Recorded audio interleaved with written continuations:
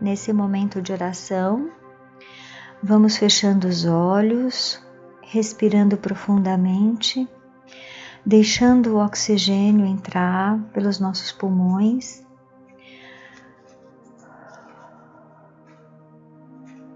Vamos elevando os nossos pensamentos à espiritualidade maior, nos desligando dos problemas da matéria, das dificuldades do dia a dia e elevando os nossos pensamentos ao nosso Pai Maior, visualizando mentalmente Jesus de braços abertos, nossa Mãezinha Maria, que sorri e vem ao nosso encontro.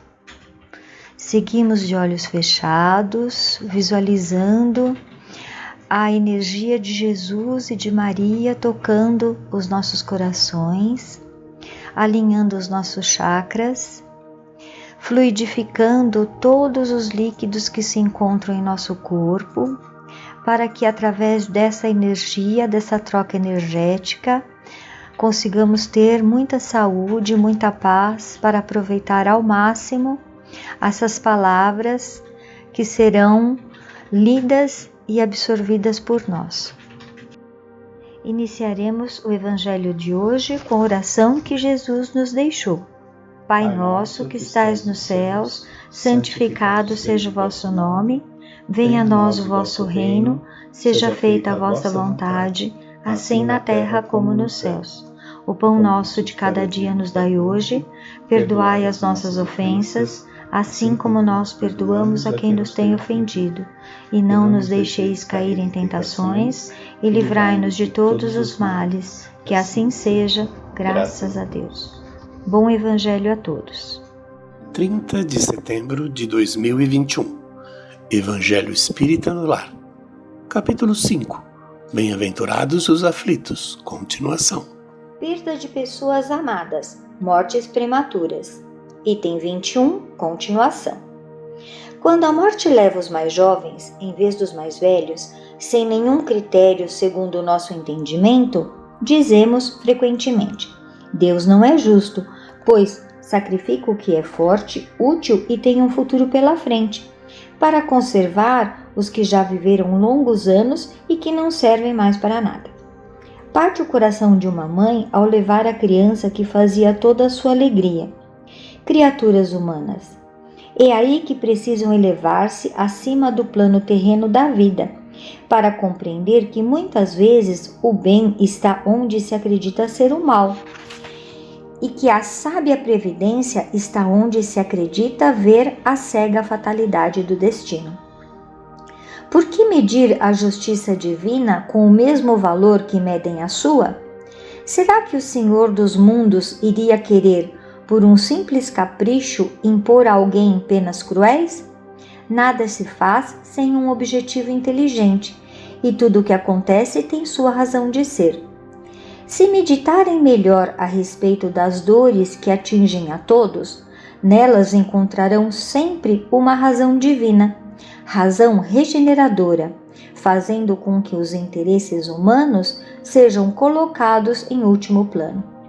Acreditem em mim, a morte é preferível, mesmo numa encarnação de 20 anos, a esses desregramentos vergonhosos que desolam famílias honradas, cortam o coração de uma mãe e fazem branquear o cabelo dos pais antes do tempo. A morte prematura é, muitas vezes, um benefício concedido por Deus para aquele que parte, pois assim ele fica preservado das misérias da vida ou das seduções que poderiam arrastá-lo para a perdição. Aquele que morre na flor da idade não é vítima da fatalidade. Deus apenas julga não ser mais necessário que ele permaneça na terra. Todos consideram ser uma terrível desgraça quando uma vida cheia de esperança é interrompida tão cedo. De quais esperanças estão falando? Das esperanças da terra? Ou onde aquele que morreu poderia ter brilhado, construindo seu caminho e sua fortuna? Por acaso consideram nulas as esperanças da vida futura? Preferem as ilusões da vida passageira que levam na terra? Acham que é mais importante ter uma posição entre os homens do que entre os espíritos felizes? Alegrem-se em vez de se lamentarem, quando Deus retirar um de seus filhos desse vale de misérias. Não será egoísmo querer que ele permaneça aqui, sofrendo junto com os que ainda precisam ficar? Essa dor se concebe entre aqueles que não têm fé e que veem na morte uma separação eterna. Porém, os espíritos sabem que a alma vive melhor quando está livre do seu corpo físico. Mães, saibam que seus filhos bem-amados estão por perto, que seus corpos fluídicos e seus pensamentos as envolvem e as protegem. As lembranças que deles guardam os enchem de alegria. Por outro lado, as dores que sentem pelos familiares que já partiram causam-lhes muitas perturbações, pois representam uma revolta contra a vontade de Deus. Aquele que compreende a vida espiritual deve fazer vibrar seu coração em favor desses entes queridos que já desencarnaram. Se pedir a Deus para que os abençoe, sentirá uma consolação tão grande que até mesmo suas lágrimas secarão. Sentirá também uma fé grandiosa que lhes mostrará o futuro prometido pelo soberano Senhor. A passagem de hoje nos faz pensar sobre a nossa fé. Verdadeiramente, temos fé na vida após a morte? Essa passagem, ela nos põe a pensar. Nós aceitamos tudo desde que seja feito conforme nós queremos e não conforme os desígnios de Deus.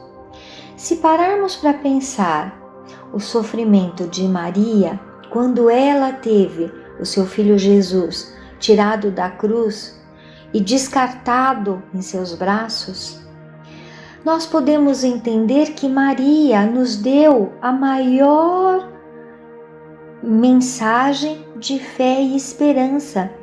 Ela, mesmo aos prantos, sabia que ali, naquele corpo, não existia mais o seu filho, mas que o seu filho vivia e vive por toda a eternidade. E assim somos nós, meus irmãos. Nós precisamos passar a encarar a vida, os fatos divinos, com um entendimento superior. Precisamos abrir mão do nosso egoísmo, da nossa visão medíocre, e entendermos que o corpo é apenas uma ferramenta de evolução do espírito.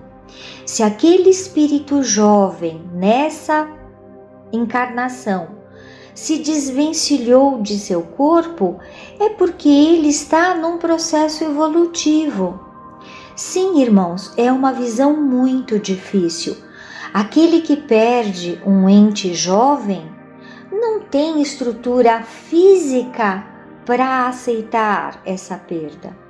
Mas nós, que nos dizemos espíritas, temos que nos estruturarmos, aumentarmos a nossa fé e esperança e usar o entendimento de Maria para nos consolar e consolar um irmão nosso que sofre.